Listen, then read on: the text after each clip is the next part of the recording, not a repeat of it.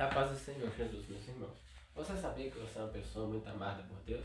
E por você ser amado por Deus, claro que o inimigo vai tentar te derrubar, porque ele sabe que a melhor coisa que você pode fazer é ficar na presença do Senhor. Por isso é importante nunca nos deixarmos de estar firmes na presença do Senhor. Se você é uma pessoa que está firme na presença do Senhor, fique tranquilo. E, é claro, importante seguir alguns pontos. As ações do inimigo. O inimigo ele vai agir de três formas. A grande maioria das ações do inimigo, elas estão dentro dessas três formas. A primeira forma é a tentação. E a gente vai ter um exemplo em Gênesis 3, com a tentação da serpente contra Eva, né? Que fez Eva comer do fruto proibido, né?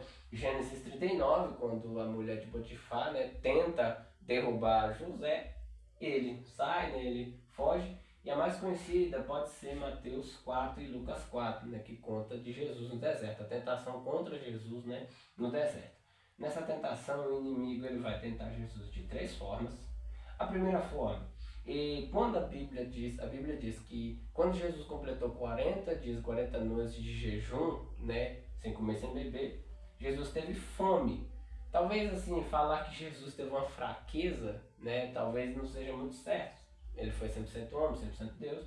Mas assim, quando a gente traz para o nosso lado, fome, os vícios, né, a fraqueza, assim, são fraquezas, né? Fraqueza da carne, fraqueza da mente. Então, claro que ele vai agir dentro da fraqueza. Jesus teve fome aos 40 dias, então o inimigo chegou e falou: se você é filho de Deus, transforma essa pedra em pão. Estava com fome. Mas Jesus vai responder uma passagem de Deuteronômio 8:3 que vai dizer assim: nem só de pão viverá o homem, mas de toda a palavra que sai da boca de Deus. A importância da alimentação da palavra de Deus foi a importância que Jesus frisou naquele momento, quando o inimigo quis, né, atingir Jesus, né, com a fome, com a fraqueza. Ou seja, quando o inimigo quiser te derrubar com a fraqueza, nunca se esqueça: a maior força que você tem está dentro da palavra. É a palavra, se alimentar da palavra. A segunda foi a distorção, e aqui ele tenta distorcer a própria palavra. Ele usa um versículo do Salmos 91:11, quando ele leva Jesus para cima do pináculo do templo e fala para Jesus pular de lá, porque está escrito em Salmo 91:11 que aos seus anjos dará o teu respeito, né? Para te guardar, para que não tropece em pedra alguma. Só que assim, Jesus vai responder, Deuteronômio 6:13, não tentarás o Senhor teu Deus. Porque assim, os anjos estão guardando a gente, mas isso não significa que a gente tem que sair se suicidando. Então assim, essa distorção também tem a questão do tanto faz. Você tá lá, então tanto faz, eu posso pular aqui desse pináculo, desse penhasco aqui que não vai dar nada. E não, ele não pode tentar ser o nosso Deus. Mas, claro, nunca ter fé de que realmente os anjos estão guardando a gente. No terceiro asterisco, o inimigo usa a questão do poder contra Jesus. Porque ele mostra tudo, né? Mostra todos os reinos e diz: se você se prostrar e me adorar, eu vou te dar isso daqui tudo para você. Então, às vezes, o inimigo dá poder para uma pessoa para tentar derrubar ela, né? Então, nem todo tipo de poder, né, é Deus. Às vezes é o próprio inimigo. Deuteronômio 6:16, que é a resposta de Cristo, que vai dizer: somente a Ele adorarás, somente a Ele prestarás culto. Assim, para você ter algum tipo de poder, algum tipo de ganho, você não precisa adorar a outro, a não ser Deus. É só Deus que é digno de adoração. Então assim, se em troca do poder é a adoração que não é para Deus, então é uma tentação do inimigo. Porque a gente nunca deve deixar de se prostrar, prestar culto a Deus, adorar a Deus. São esses três asteriscos que o inimigo usa contra Cristo em sua tentação. O segundo ponto é a indução, e a gente tem um texto em Lucas 22 que vai falar sobre que Judas, né? Judas, a Bíblia vai dizer que o inimigo entrou em Judas e Judas foi lá e traiu Jesus. Então assim, essa indução, ele agiu normal, assim, como ser humano, foi lá e traiu Jesus. Ele não, sei lá, ele não fez as coisas da possessão, por exemplo. Então assim, às vezes o inimigo induz uma pessoa, um amigo, às vezes induz qualquer pessoa, de qualquer forma, para te trair, para te dar um mau conselho, né, para fazer alguma coisa. O inimigo, ele tem isso, ele induz, né? Então, foi o que ele fez com Judas, ele induziu Judas para Judas ir lá e trair Jesus. Agora a terceira, que é a possessão, terceiro ponto, a gente tem o texto de Lucas 26 que fala sobre o endemoniado de Gadareno, o endemoniado gadareno, né, da cidade de Gadara. Ele era um endemoniado que, assim, as correntes não prendiam ele. Ele se cortava nas pedras, só vivia nos sepulcros, então ninguém conseguia deter ele, até que quando Jesus expulsa, né, e liberta ele daquela possessão, ele pede para ir junto, só que Jesus pega e fala, não, vai para os teus e fala como grandes coisas o Senhor fez por você. Então, assim, um ex-possesso virou um missionário que falou do amor de Deus. Se até um ex-possesso falou do amor de Deus, então que a gente também, que, né, talvez nunca fomos, muitos nunca foram, seja, né, também espalhar o amor de Cristo. Passou uma moto aí.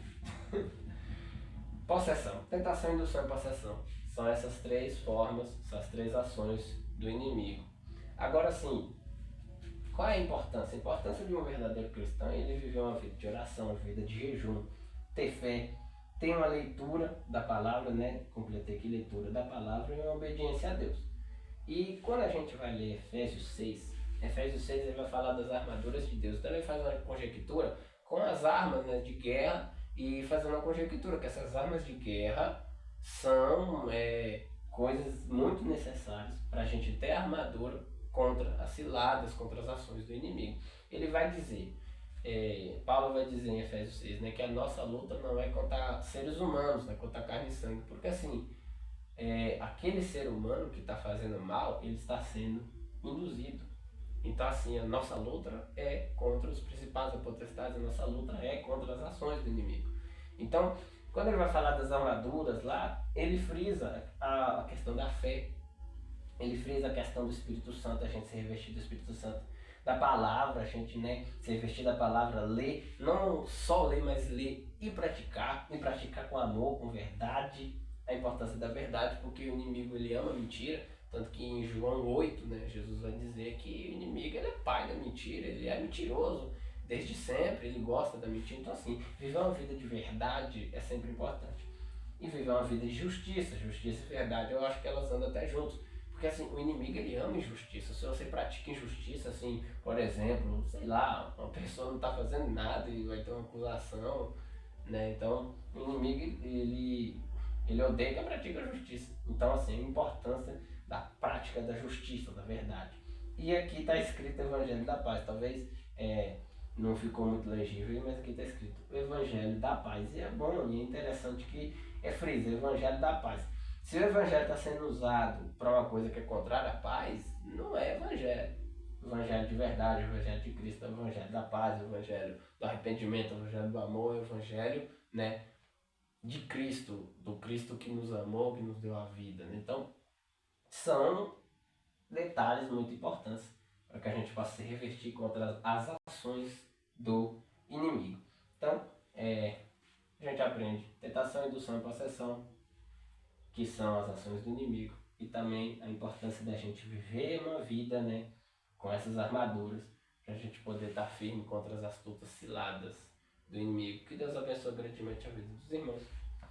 Tem aqui algumas perguntas, nem ninguém fez pergunta lá na caixinha de perguntas, mas teve 2 perguntas no WhatsApp, um conselho, né, uma palavra motivacional lá nas anônimas e uma pergunta também.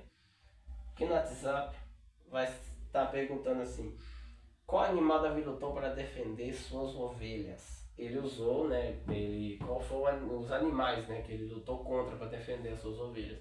E ele vai lutar contra o urso e o leão. Ele vai dizer isso pro rei Saul, né, quando ele tenta explicar pro rei Saul que ele quer ir, que ele vai ir contra o gigante Golias. E é interessante que eu aprendo com isso é que só quem já passou por grandes lutas sabe que com Deus também pode vencer grandes guerras. Ele fala, não, o Espírito Santo de Deus esteve comigo e eu matei o urso e o leão, então assim, circunciso aí eu também vou derrubar. Também são um inimigo, também é um inimigo, né? Outra pergunta, aqui está perguntando assim: por que já não vemos mais curas e milagres como conta nas histórias bíblicas? Agora esse assunto aqui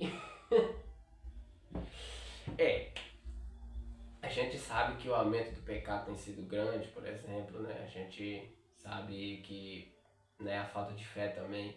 Então assim, a gente também está vivendo talvez uma época de um evangelho muito raso, muito estagnado, assim, né? Muito robotizado, né? Talvez falta aquela genuína fé de verdade, né?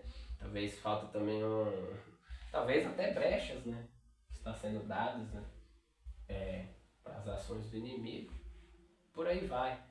É importante a gente voltar a uma naturalidade de busca ao Senhor de verdade, né? Para que talvez, quem sabe, a gente possa, né, voltar a ver essas curas, esses milagres que aconteciam antes, que talvez hoje não está acontecendo muito. Talvez a falsidade, né? Aumento do pecado, falsidade, né? As brechas e por aí vai. Lá nas perguntas anônimas alguém deixou uma mensagem dizendo: estou aqui por você, né? Tá dizendo lá.